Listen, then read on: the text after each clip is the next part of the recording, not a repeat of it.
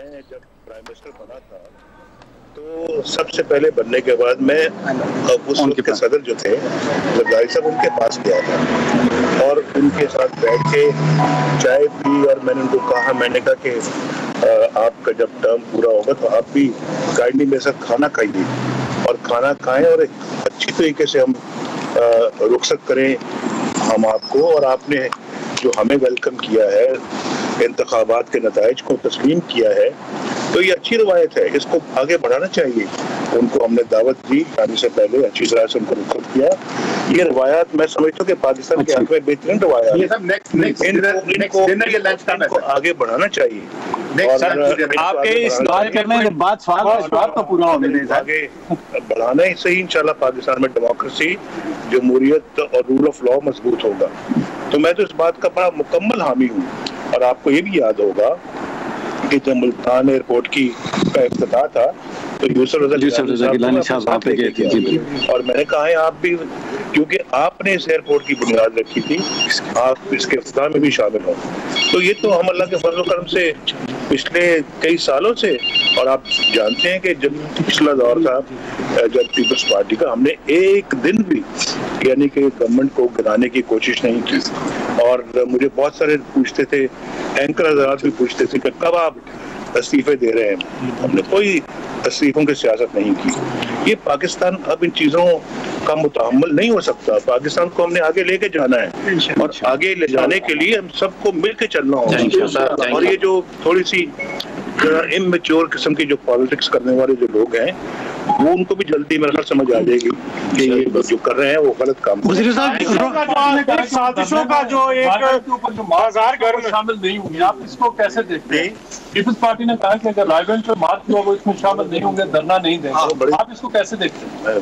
Peoples party ने अगर ये कहा है कि हम शामिल नहीं होंगे तो मैं अप्रिशिएट करता हूँ और मैं इस बात की कदर करता हूँ।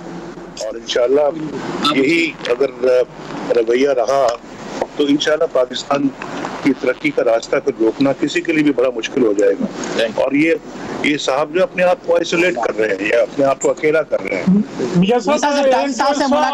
बाजार एक गर्म हो गया। पीछे तरह तरह की कहानियां आ रही हैं कि आप गए हैं, आप वो वापस नहीं जाएंगे, फिर कहा गया कि कोई और वजीर आजम आ रहा है, फिर कहा गया कि पता नहीं क्या क्या होने जा रहा है। इन पे आगे आगे देखिए होता है क्या।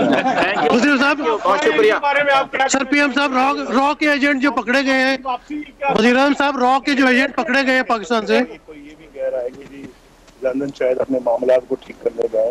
अगर मामलात को ठीक करने के लिए मुझे अगर मैं यहाँ आया तो मुझे तो पनामा जाना चाहिए। Thank you sir. रॉ शादी का मशवरा आप देंगे ताकि ठंडी हो जाए। Thank you sir. वज़ीर-ए-आज़म मोहम्मद नवाज शरीफ लंदन में मीडिया से गुफ्तगू कर रहे हैं। कहते हैं कौम की खिदमत दयानतदारी से की है। वज़ीर-ए-आज़म लंदन पहुंच चुके हैं, एक हफ्ते के निजी दौरे पर गए हैं जहां वो अपना तिब्बी मुआयना कराएंगे। बात भी करेंगे। मियां नवाज शरीफ जिंदाबाद। लंदन में वज़ीर-ए-आज़म मोहम्मद नवाज शरीफ मीडिया से गुफ्तगू कर रहे हैं। वज़ीर-ए-आज़म कहते हैं कौम की खिदमत दयानतदारी से कर रहे हैं। वज़ीर-ए-आज़म एक हफ्ते के निजी दौरे पर लंदन गए हैं जहां वो अपना तिब्बी मुआयना कराएंगे, जिसके बाद वो फिर वापस आएंगे। काम तेजी के साथ हो रहा है और मुझे इस बात की खुशी है और खुशी है कि अगले 2 सालों में हमने वो कुछ कर जाना है इंशाल्लाह जिसका ये तसव्वुर भी नहीं कर सकते। और उसमें काम बड़ी तेजी के साथ चल रहा है। ये बिजली के कारखाने तेजी के साथ तकमील के मराहिल में हैं। अभी मैंने परसों जो पीर का दिन था, मैंने थर जाना था, थर तो सिंध के अंदर जहाँ कोयला निकल रहा है और जहाँ पे अब कोयले पे मबनी। शाह जी आपने इतने सारे माइक पकड़ ली, आपका हाथ जो है ना बार बार। पाकिस्तान की तारीख में पहली मर्तबा ऐसा हो रहा है कि पाकिस्तान का अपना कोयला बिजली बनाने के लिए इस्तेमाल किया जाएगा। ये पहले कभी ऐसा नहीं हुआ। तो ये तो एक गेम चेंजर। और इंशाल्लाह भी मैं जाऊंगा, अल्लाह के फजल से मैं घर भी जाऊंगा। और मेरे चीफ मिनिस्टर सिंध ने उस जो है ना वो उन्होंने शामिल साथ होना था मेरे, लेकिन इंशाल्लाह बहुत जल्दी 2018 के इलेक्शन पीएम साहब रॉ के एमएलएन की दफा फिर गवर्नमेंट देख रहे हैं आप 2018 के इलेक्शन इंशाल्लाह। पीएम साहब पाकिस्तान में रॉ के एजेंट पकड़े जा रहे हैं, क्या आपकी बात हुई मोदी साहब से? हमारी जो नजर है वो इन तमाम मंसूबों की तकमील में है कि ये जल्दी हो और मुल्क के अंदर खुशहाली आए। और आजकल आपको मालूम होना चाहिए कि गैस 100% इंडस्ट्री को जरूरत दी जा रही है और बिजली की लोड शेडिंग इंडस्ट्री के ऊपर नहीं लागू हो रही है। और जो अभी जो 4-5 घंटे की लोड शेडिंग जो घरों में होती है तो इंशाल्लाह ये 2018 तक ये भी बंद हो जाएगी। तो ये अगर जब बिजली आएगी चहल पहल मुल्क में होगी, इंडस्ट्री चलेगी, रोजगार लोगों को मिलेगा, एक्सपोर्ट्स बढ़ेंगी, हमारी प्रोडक्शन मुल्क के अंदर बढ़ेगी, चीजें सस्ती होंगी, रोजमर्रा के इस्तेमाल की चीजें सस्ती होंगी, बहुत फायदे हैं। और इतना फायदा है कि जिसका तसव्वुर नहीं किया जा सकता। एक वो हुकूमतें जो पाकिस्तान में बिजली की किल्लत पैदा करके चली गई, एक ये हुकूमत है जो इस किल्लत को खत्म करने के लिए दिन रात काम कर रही है। तो भाई बड़ा जमीन आसमान का फर्क है। इलेक्शन आपका होगा अगर ये चीजें कंप्लीट होने कहा जा रहा है, इसी वजह से आपका रास्ता रोकने की कोशिश की जा रही है। लेकिन बात ये है कि अगर हम काम कर रहे हैं तो मुल्क के लिए कर रहे हैं, भी आपको भी कुछ होना चाहिए। आप किस बात पे खफा हैं कि एक हुकूमत काम कर रही है, उसका फायदा पाकिस्तान के 20 करोड़ अवाम को पहुंच रहा है, आपको तो खुश होना चाहिए, आपको तो हुकूमत को मौका देना चाहिए। और मैं आपको याद कराऊं, आपकी मेरी स्टेटमेंट्स ऑन रिकॉर्ड है, शाह साहब रिकॉर्ड है कि मैंने ये कहा था कि पीपल्स पार्टी के गुंडे में लीडर द ऑपोजिशन था।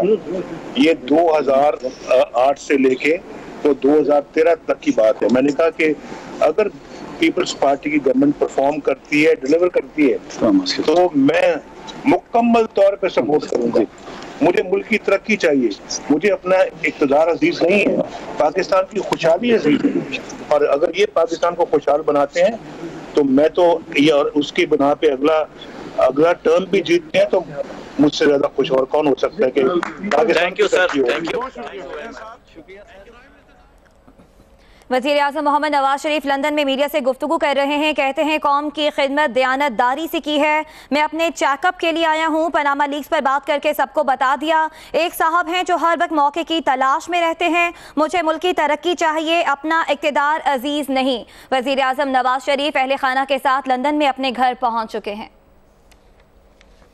जो एक वो तो ये सब वाक़या कौम के सामने आ गया है और हिंदुस्तान का जो था वो जो सिपाही था वो पकड़ा भी गया। और लेकिन हम इसके बावजूद चाहते हैं कि ये सिलसिला खत्म होना चाहिए।